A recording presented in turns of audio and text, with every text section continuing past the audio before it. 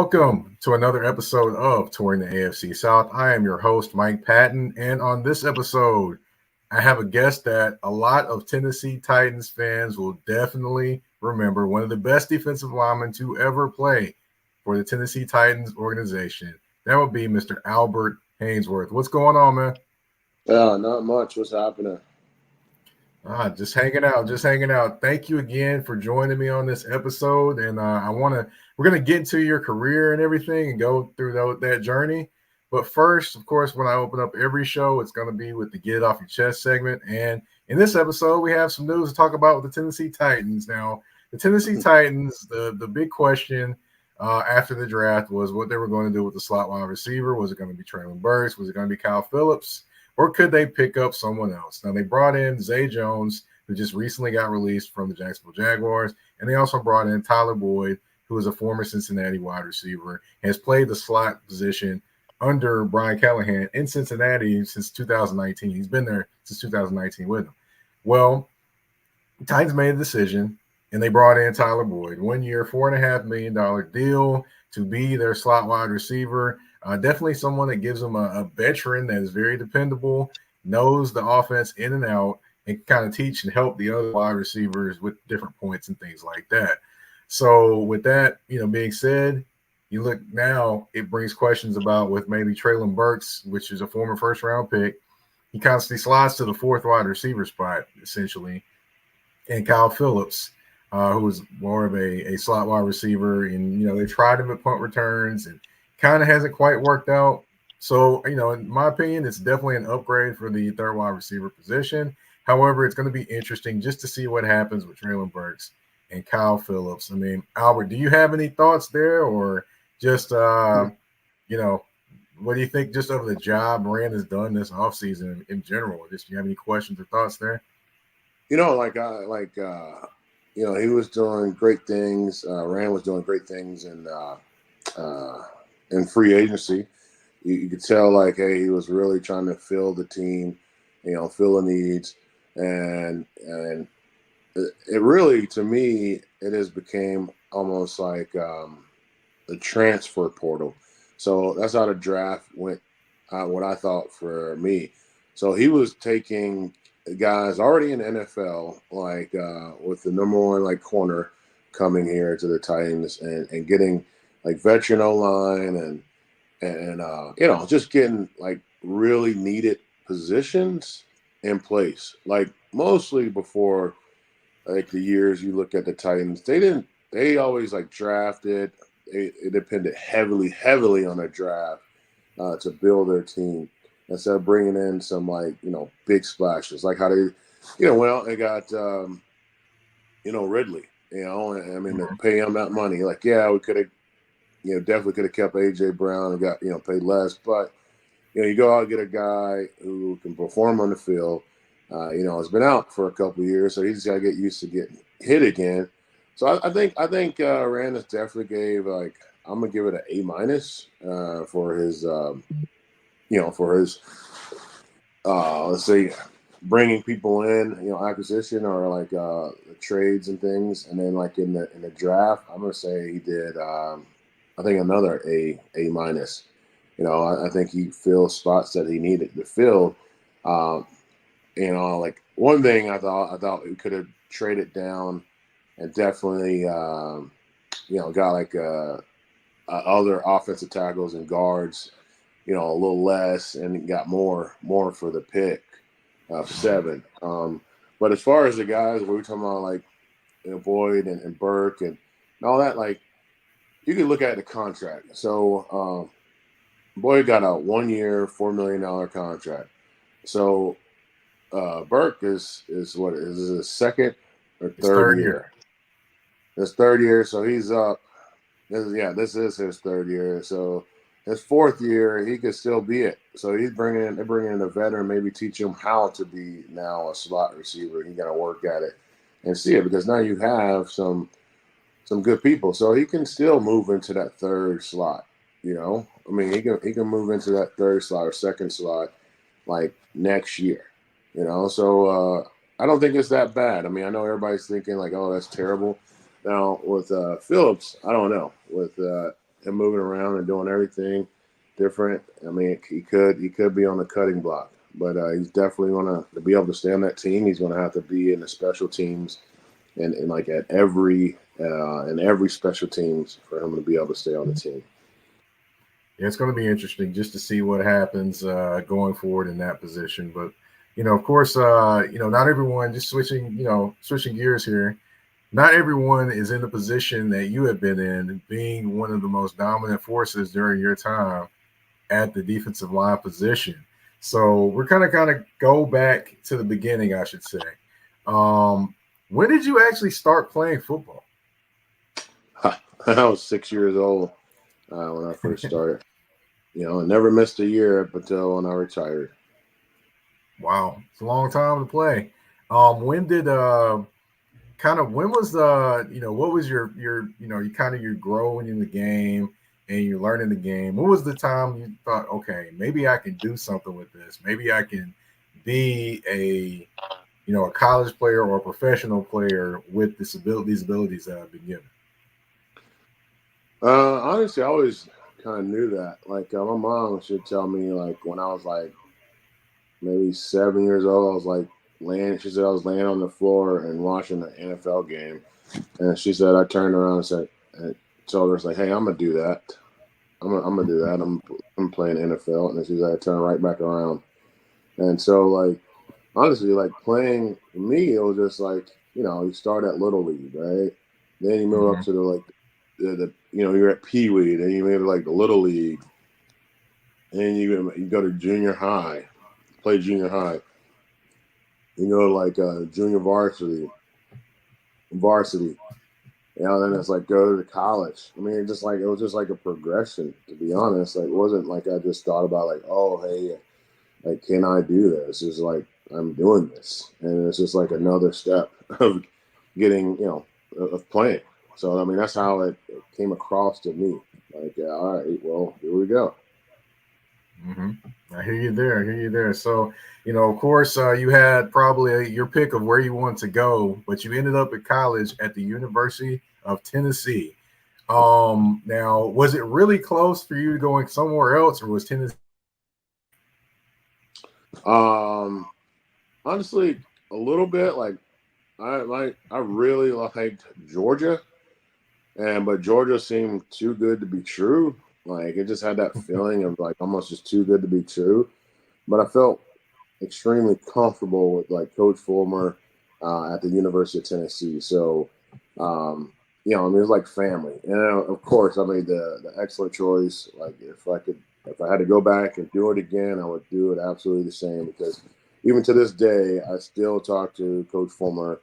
I mean, I tell him he's like a dad and tell him I love him and everything like that. I wish him happy Father's Day. And, I mean, because he is, of course, happy birthday because he's like a father figure to me. I mean, how many guys in the NFL right now that could say, hey, they continue to talk to their head coach from college, and it being, I'm 42 now, so me getting there literally at 17, turning 18, and still talk to your head coach, your college head coach.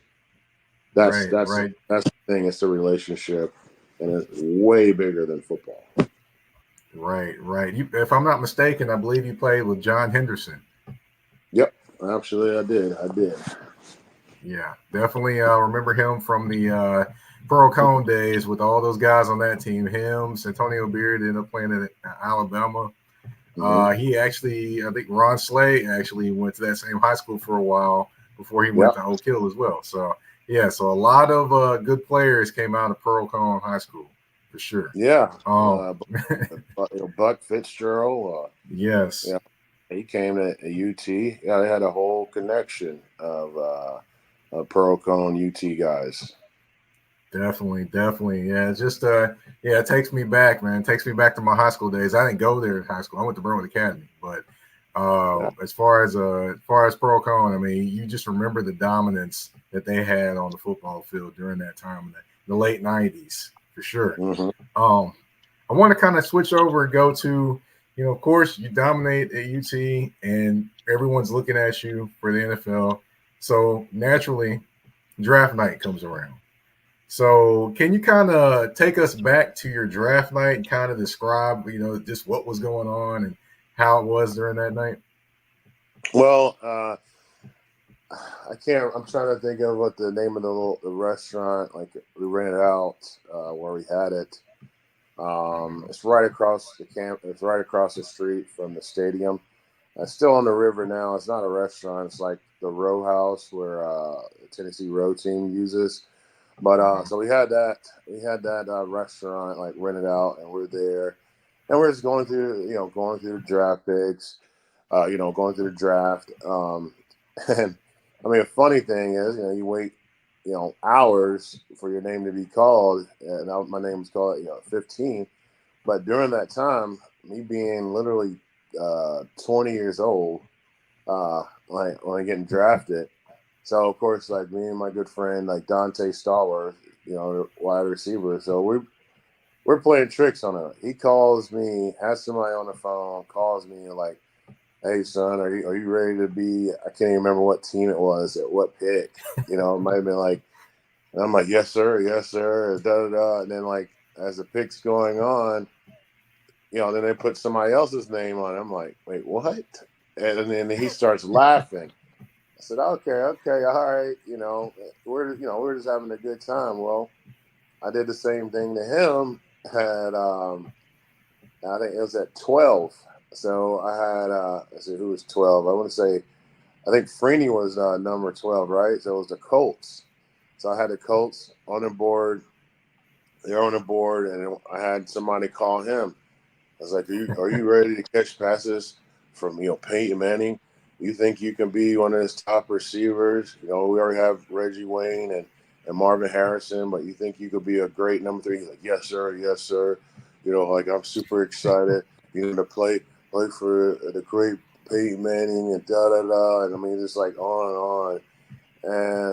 And then like Dwight Freeney gets picked, and he was still talking. He didn't even watch the draft. I mean, I was just laughing. So then when we start laughing. They're like, "Man, you got me back." Like, "Yeah, I got you back." He's like, "Wait, hold on." And he like, "Oh man, this is the Saints. I'll call you back." So then he got picked up 13 right there, and then like Tennessee did a trade, I think with the who was it? Not this with the Giants, and so Shockey went 14 and I went 15. So yeah, Okay. that's how it all played out. So it was pretty funny. How did that call go when you got that call? It was like awesome, and it's great because it's right down the road. I mean, Mm-hmm. from Knoxville it's like 2 hours 45 minutes. So like couldn't be more blessed. It was stressed out. It was stressful. Like after the process of kind of getting to know everyone, but with the coaches I had, especially the D-line and my defensive coordinator coach, Jim Schwartz, who's now, I think he's a D coordinator at Cleveland. Yeah, the Browns. And my D-line coach is retired. He lives here, which I still talk to him. I actually talked to him yesterday. Like it's been amazing. You know what I mean? Like to have that group, those guys that are just awesome and to help my career flourish. All right. Well, we're going to get more into your career. But first, of course, we got to pay these bills on touring the AFC South. One commercial break. We'll be right back. EBO Beard Butter and EBO Beard Wash are two of the best beard grooming products for men worldwide. They help promote growth, keep your beard moisturized and soft, and enhance your overall upkeep of your facial hair. And with the new promo code MPAFC10, you can get 10% off all these products. Just go to www.etsy.com/shop/EBO Beard Butter. Again, that's www.etsy.com/shop/EBO Beard Butter. And again, the promo code MPAFC10. Again, MPAFC10, where you can get 10% off any products except for beard boxes. So treat your beard better today. by going to get this the EBO Beard Butter and EBO Beard Wash.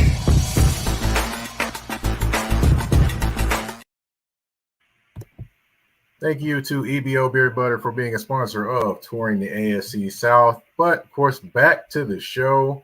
And we were talking NFL and talking, of course, getting drafted and what that call was like. But, of course, we got to get to your career in the NFL. I mean, it starts off Tennessee Titans. You're sitting right there in the middle of that defense. What was it like the first time you ran out of that tunnel to all the screaming fans cheering for you? Well, you got to remember now, I came from the University of Tennessee where we're over 100,000. And so, it was kind of coming into a smaller arena, or Coliseum. But it was cool because it was like more interaction, because you go to a college game, or go to like UT game, you got the band that playing, they're all play Rocky Top. And but you go to an NFL game, it was definitely more live. Like, you had a lot of interaction with the fans, or like, pick the peanut or the helmet or the whatever's going to win. You got Mike Keith that will be saying that. I mean, it was just like more of a spectacle, a show. And I mean, that was super cool. As far as the crowd, like, I don't really get into it that much. The crowd, like, they can't.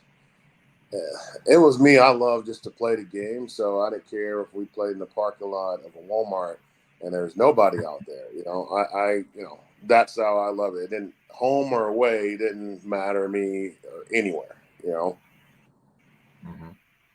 Yeah, so I remember your big season, the big season that happened where you just wrecked shop and you were probably the most dominant force in the NFL.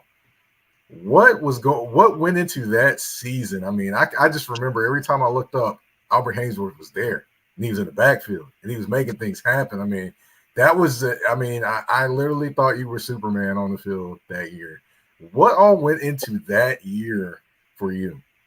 Honestly, it kind of came together, but what really, truly, truly helped was I went and did my own off-season training. I went to Chip Smith, who was like a CES, like his train, and then actually his son Trip was my trainer, so he would come to me, stay at my house, for the week, and then go home on the weekend and come back the next, that Sunday or Monday or whatever.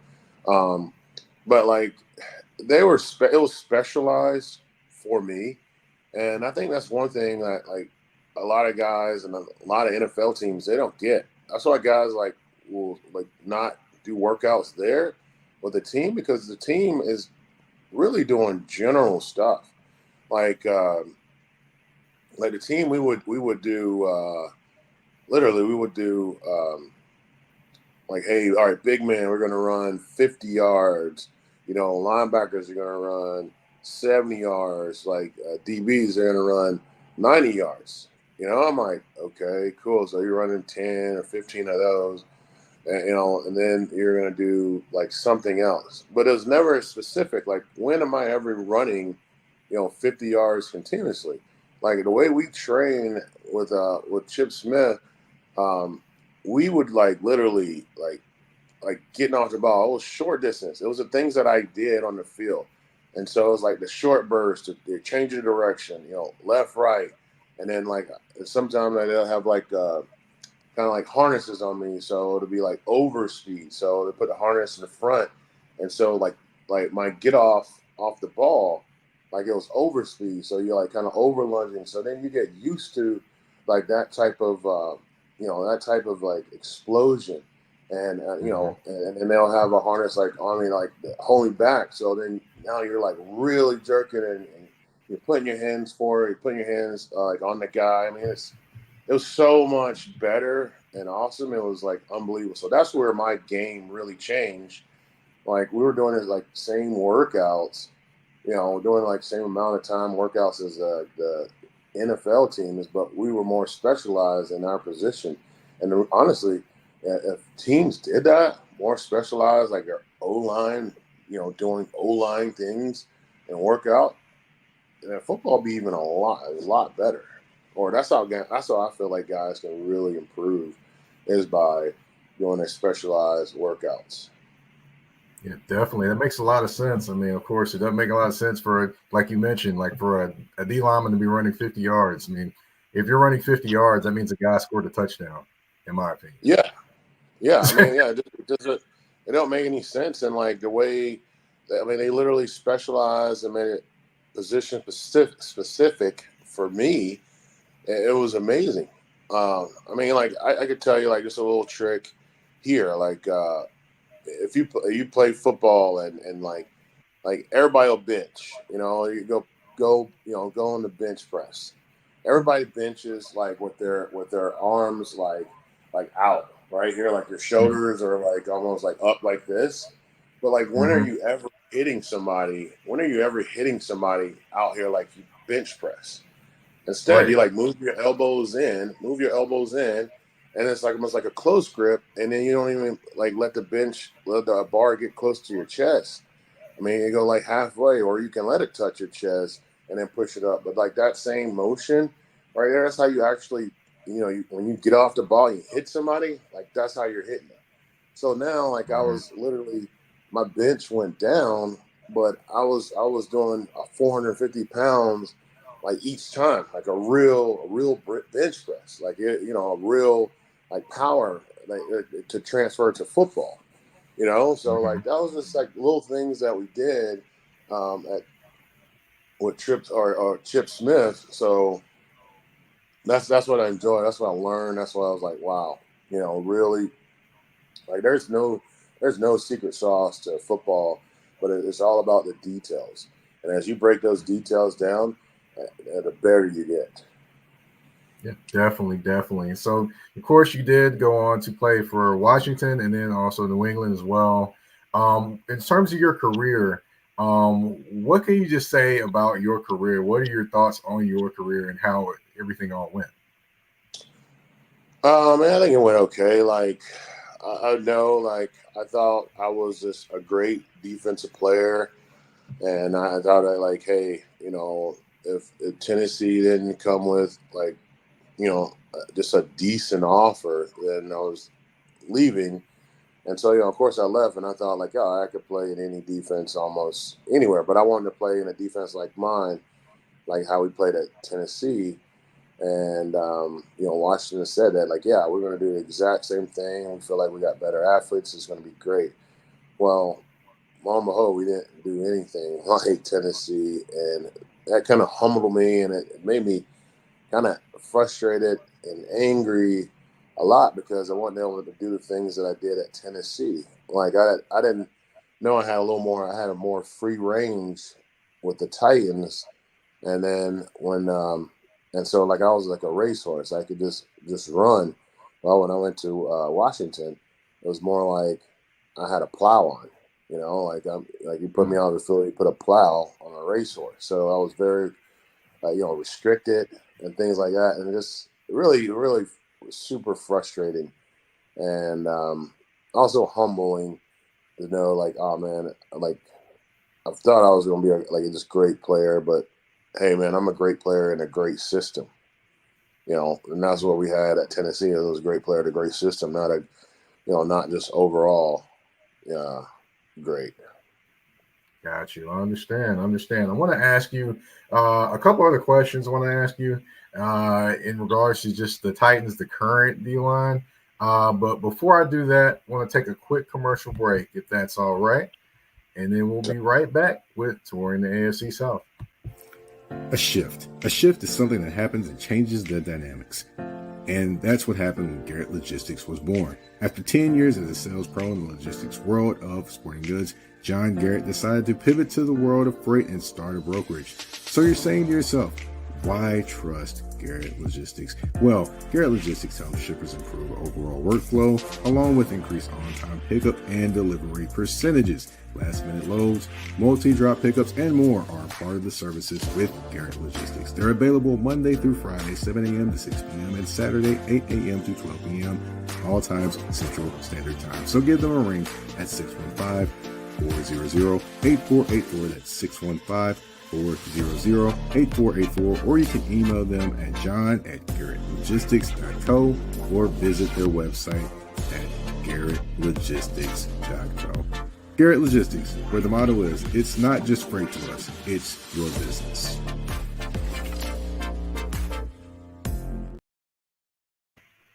All right, and we are back on touring the AFC South. Albert, I want to, again, thank you for your time, and thank you for kind of taking us on a journey through your career as well. But I wanted to ask you about the current defensive line. Of course, the leader of that defensive line is Jeffrey Simmons.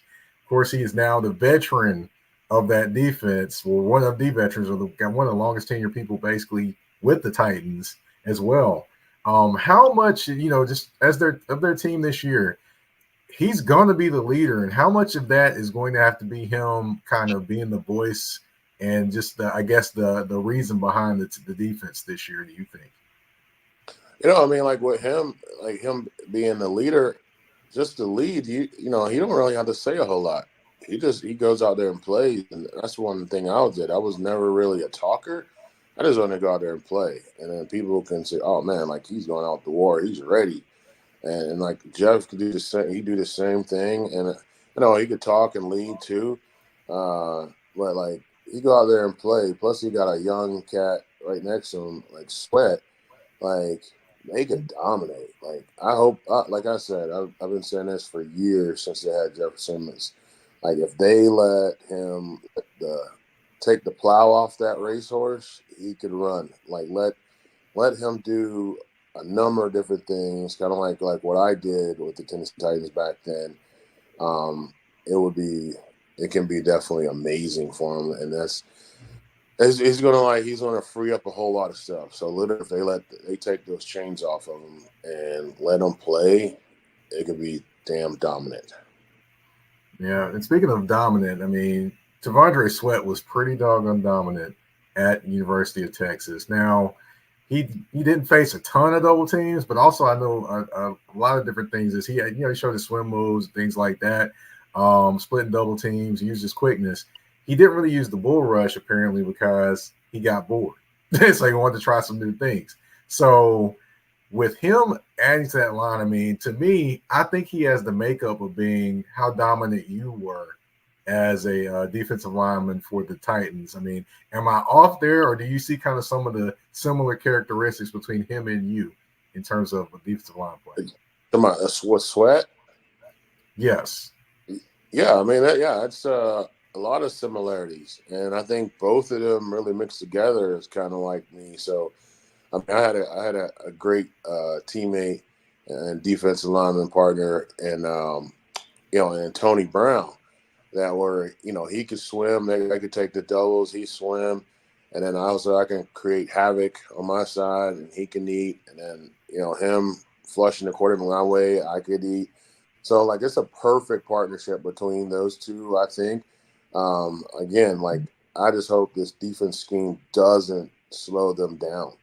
If they let them boys rock, like, you're going to see an exciting defense and, something like similar close to like our 2018. Okay. All right. Now, similar to the 2018. Well, I would say this. Of course, there's a lot of competition with the Houston Texans, the Jacksonville Jaguars, and the Indianapolis Colts. So, based off of what has happened this offseason and the picks that they brought in, I mean, is it very plausible to see the Titans going from worst to first in this division?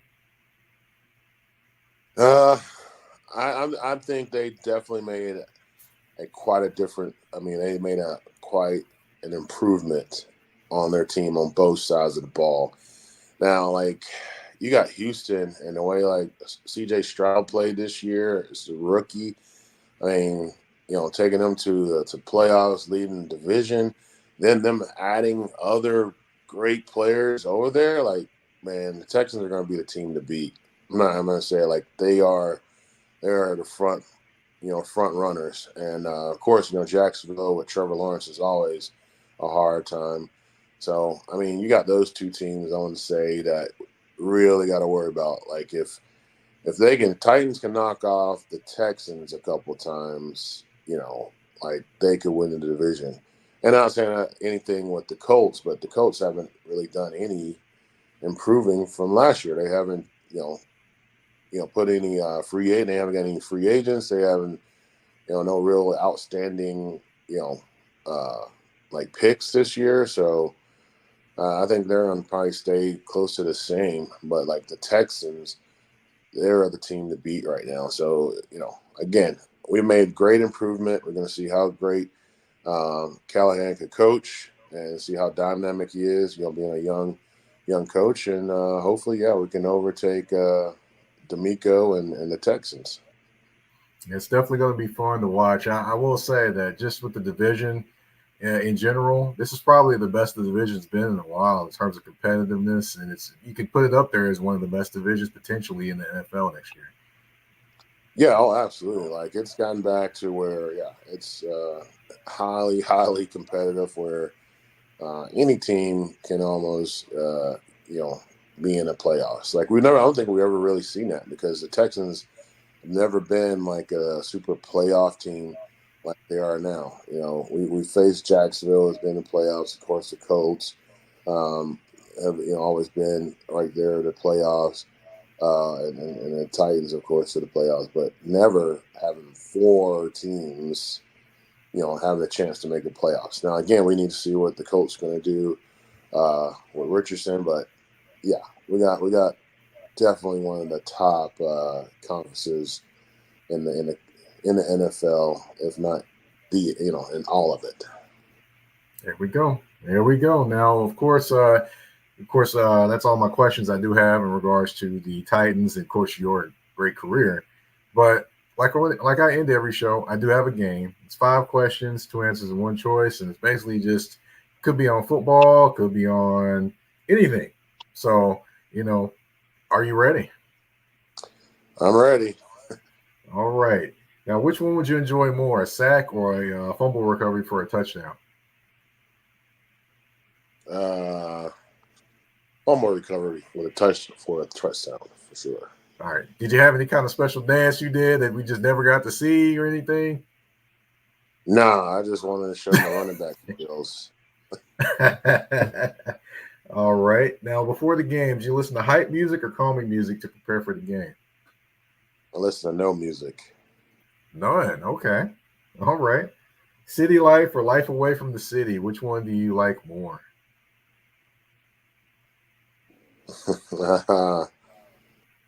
City life. City life. Okay. I like Nashville life. Okay, there you go. Yeah, it's definitely different. Yeah. Because you can't go 30 minutes and be like outside the city. Yeah. Right. And let's see, 2 players you played with, Eddie George and Steve McNair.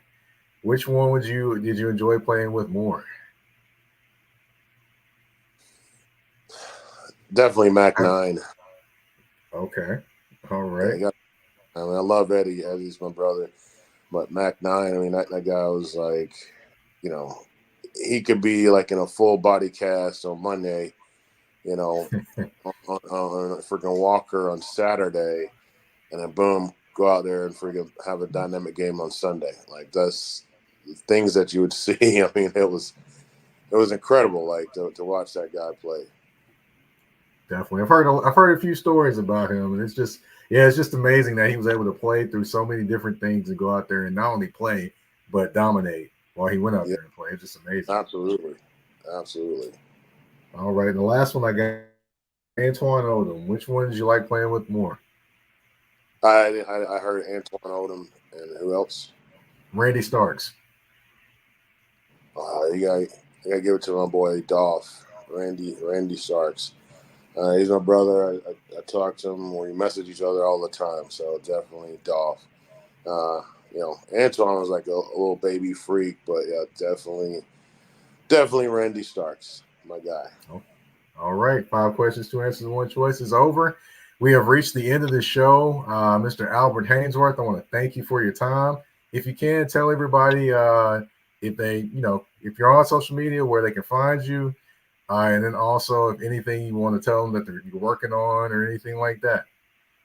Oh, no, just come find me at Haynesworth III on IG, on Instagram. And shoot me a message from there.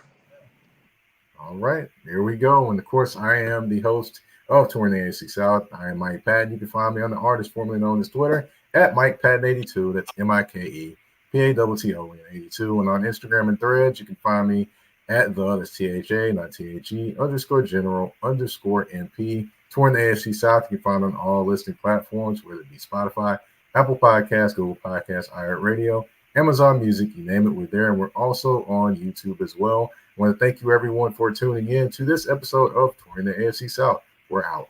Peace.